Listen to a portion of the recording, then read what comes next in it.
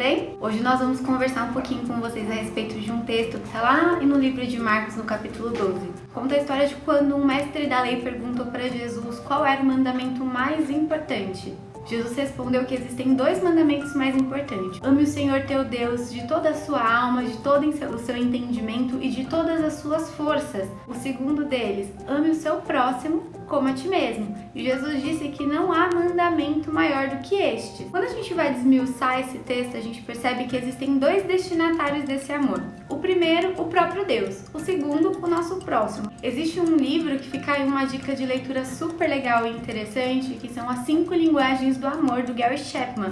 Nesse livro a gente aprende que o amor ele não existe como uma linguagem universal. O Gary Chapman trata o amor como se existem várias linguagens de amor diferentes, como por exemplo, existem povos que falam português, outros inglês, alemão, francês, diversos idiomas diferentes. A mesma coisa com o amor, ele cita 5 linguagens diferentes de amor: toque físico, tempo de qualidade, palavras de afirmação, presente e atos de serviço. Como assim? O que isso tem a ver? Por exemplo, vamos supor que a minha linguagem de amor maior é tempo de qualidade e a linguagem do meu marido seja atos de serviço. Então, quando ele quer que eu me sinta amada, ele vai fazer as coisas pra mim. E eu tô achando que ele não me ama porque ele tá fazendo um monte de coisa e ele não tá passando tempo comigo.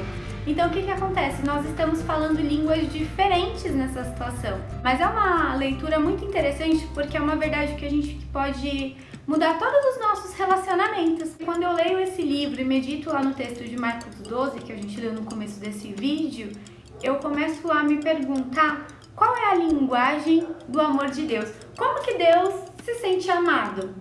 Em 2 João 1,6 a Bíblia fala: e este é o amor, que andemos em obediência aos seus mandamentos. Como vocês já têm ouvido desde o princípio, o mandamento é este, que vocês andem em amor. Ou seja, qual a linguagem de amor de Deus? Como Deus se sente amado? Quando Ele é obedecido.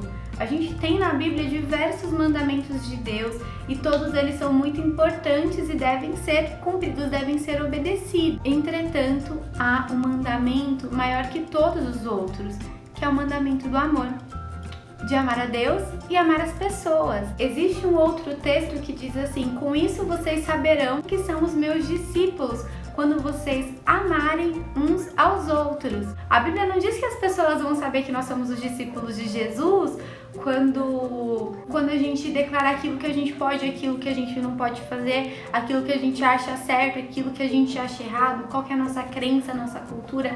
Não, nós saberemos que nós estamos no caminho certo como os discípulos de Jesus, e as pessoas saberão que nós somos discípulos de Jesus quando nós nos amarmos, e é nisso que nós precisamos nos concentrar, em aprender a amar. Como a gente aprendeu no outro vídeo, aprender a nos dedicar absolutamente. Ou seja, pra gente responder a pergunta que a gente fez ali, qual a linguagem do amor de Deus? Como Deus se sente amado?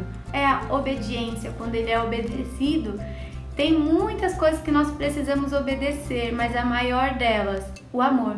Nós precisamos amar a Deus acima de todas as coisas e amar as outras pessoas. E às vezes nós perceberemos também que nós estamos no caminho certo quando os nossos relacionamentos mudarem, porque a nossa conduta de amar, de dedicar-se absolutamente aos nossos pais, aos nossos amigos da igreja, mudarem. Espero que vocês tenham gostado, curtam, se inscrevam e compartilhem.